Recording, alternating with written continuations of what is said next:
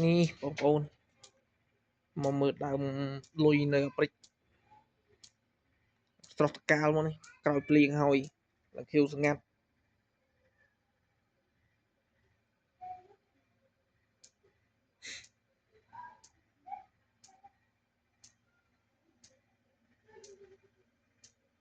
ហ្នឹងភ្លៀងហើយថ្មីឡើងខៀវស្ងាត់ចឹងឥឡូវមក4មក5មក6លើយនៅបាក់ថ្ងៃជ័យថ្ងៃនៅបាក់តេងនេះថ្ងៃនៅច្បាស់ចៃ